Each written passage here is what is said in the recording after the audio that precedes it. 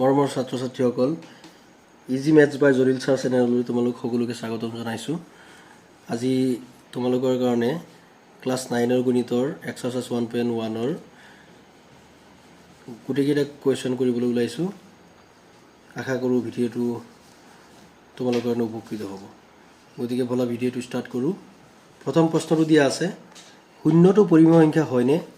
ইয়াক পি বাই কিউ আৰ্হিত ইয়াত পি কিউ দুটা অখণ্ড সংখ্যা আৰু কিউ নট ইকুৱেল টু 0 প্ৰকাশ কৰিব পাৰিনে? গতিকে উত্তৰটো আমি কৰিবলৈ ওলাইছোঁ, শূন্যটো পৰিমেয় সংখ্যা হয়নে? এইটো আমি হয় বুলি ক'ম। শূন্যটো পৰিমেয় সংখ্যা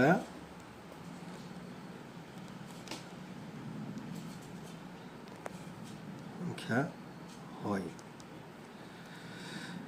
ইয়াক পি বাই কিউ আৰ্হিত প্ৰকাশ কৰিব পাৰিনে? নিশ্চয় পাৰি। গতিকে চোৱা কেনেকৈ পাৰি। শূন্য ইজিকেল টু ইয়াক আমি যিকোনো সংখ্যাৰে শূন্যক ডিভাইড কৰিলে any number 0 is divided by any number is equal to 0। গতিকে শূন্যটোক আমি এনেকৈ লিখিব, 0 বাই ছাপ'জ 2 লিখি দিলোঁ বা 0 বাই 1 লিখিলোঁ, ইজিকেল টু 0 বাই 2 লিখি দিব পাৰোঁ।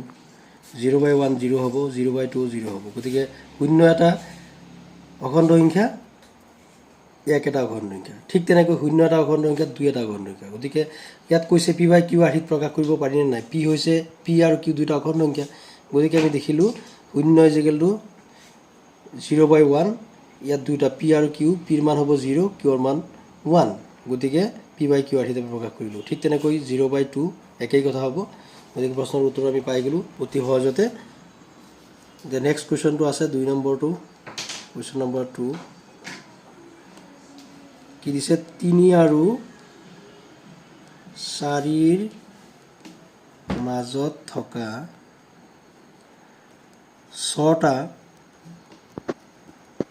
পৰিমেয় সংখ্যা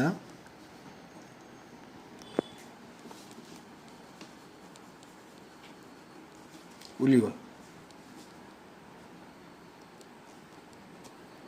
6টা পৰিমেয় সংখ্যা উলিওৱা।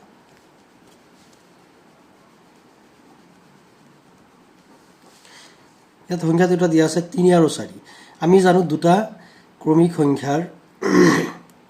স্বাভাৱিক সংখ্যাৰ মাজত অসংখ্য পৰিমেয় সংখ্যা আছে, বা দুটা পৰিমেয় সংখ্যাৰ মাজত অসংখ্য পৰিমেয় সংখ্যা থাকিব পাৰে। গতিকে 3 আৰু 4ৰ মাজত আমাৰ কেইটা ওলাব দিছে? 6টা ওলাব দিছে। গতিকে আমি এনেকৈ কৰিব পাৰোঁ, 3 যিমানটা কয় তাতকৈ 1 যোগ কৰি দিব পাৰোঁ। ইয়াত 6টা কৈছে নহয়, তেতিয়া আমি এনেকৈ লিখিব পাৰোঁ 6 + 1 ইজিকেল টু 7। গতিকে ইয়াত 3ৰ হৰ লব উভয়তে 7 পূৰণ কৰি দিয়া। গতিকে কি হৈ যাব পাৰে, এইটো আমি 1 × 7 বুলি লিখিব পাৰোঁ, 3 × 7। গতিকে 3 7 গুণ হ'ব 21, 7 × 7। ঠিক তেনেকৈ 4ক আমি কৰিব পাৰোঁ, হৰটো 7 বনাব পাৰোঁ। কেনেকৈ বনাম? 1 × 7। গতিকে হৰত 7 পূৰণ কৰিলে লবতো কৰিব লাগিব, 4 × 7। গতিকে 4 7 গুণ 28, 7 × 7। এতিয়া আমি আগত স্পেচ নাছিল 3 আৰু 4ৰ মাজত, এতিয়া স্পেচ পাই গ'লোঁ। চোৱা, দুয়োটাৰ হৰ 7 হৈ আছে, কিন্তু লব হৈ আছে কিমান? 21 আৰু 28। গতিকে 21 আৰু 28ৰ মতে আমি 6টা সংখ্যা পাব পাৰোঁ। গতিকে এতেকে 3 আৰু 4ৰ মাজত থকা 6টা পৰিমেয় সংখ্যা হ'ল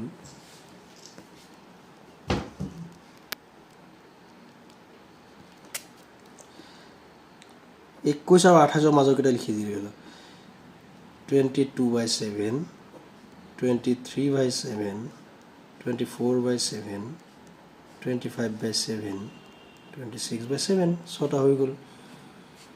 আৰু এটা আছে 27/7, 1 2 3 4 5 6, 6টা হৈ গ'ল। একেবাৰে সহজ। নেক্সট কুৱেশ্যনটো চাওঁ,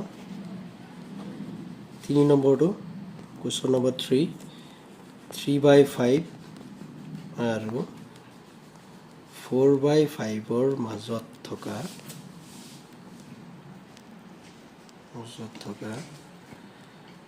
5টা পৰিমেয় সংখ্যা লিখা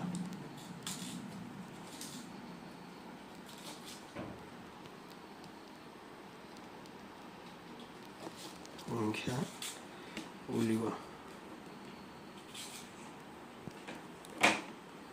একেই আৰু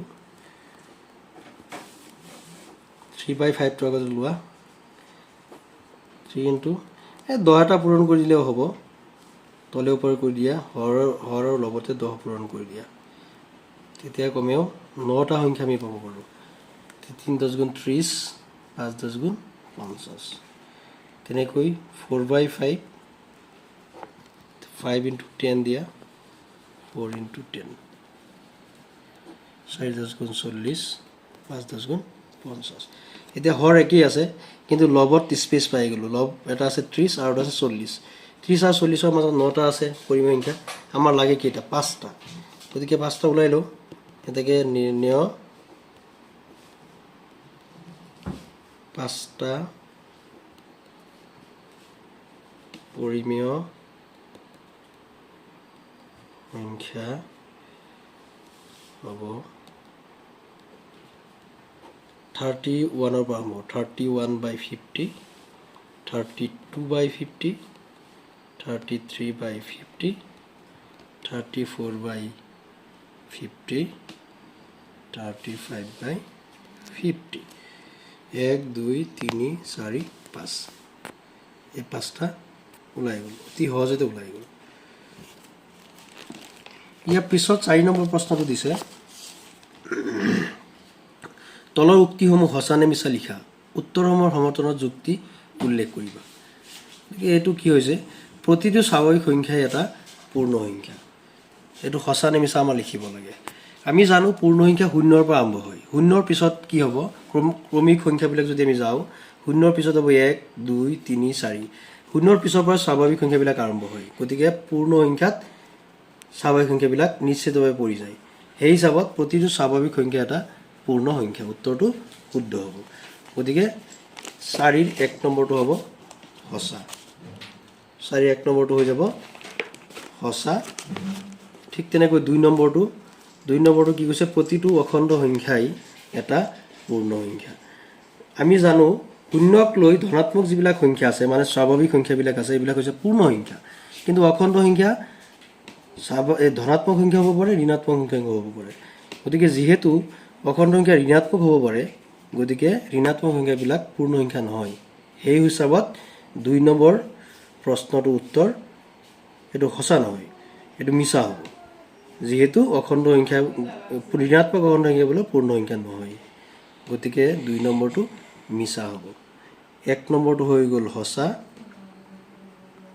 2 নম্বৰটো হৈ গ'ল কি মিছা 3 নম্বৰটো প্ৰতিটো পৰিমেয় সংখ্যাই এটা পূৰ্ণ সংখ্যা প্ৰতিটো পৰিমেয় সংখ্যাবিলাক আমি জানো p/q আকাৰত লিখিব পাৰো য'ত p আৰু q দুটা অখণ্ড সংখ্যা আৰু q is not equal to 0 গতিকে এনেকুৱা আকাৰত আমি অখণ্ড সংখ্যাবিলাক লিখিব নোৱাৰো কিছুমানক পাৰো কিছুমানক নোৱাৰো বা ঋণাত্মক সংখ্যাবিলাকক আমি p/q আকাৰত লিখিলে ঋণাত্মক সংখ্যাবিলাক পৰি যাব যেহেতু পৰিমেয় সংখ্যা ঋণাত্মক পৰিমেয় সংখ্যাবিলাক আছে গতিকে সেই হিচাপত এইটো কি হ'ব মিছা হ'ব এইটো সঁচা হ'ব নোৱাৰে যে প্ৰতিটো পৰিমেয় সংখ্যাই এটা পূৰ্ণ সংখ্যা সঁচা হ'ব নোৱাৰে গতিকে আমি পালো তিনিটা প্ৰথমটো সঁচা হ'ল বাকি দুটা মিছা হৈ গ'ল গতিকে তোমালোকৰ কাৰণে 1.1 এক্সাৰসাইজৰ গুটেইকেইটা অংক কৰি দিলো আশা কৰো তোমালোক সবে উপকৃত হ'বা মোৰ চেনেলটো ইজি মেথছ বাই জলিল ছাৰ এই চেনেলটো সাবস্ক্ৰাইব কৰিবলৈ নাপাহৰিবা সকলোৱে শ্বেয়াৰ কৰিবা কমেন্ট কৰিবা আৰু লাইক কৰিবা থ্যাংক ইউ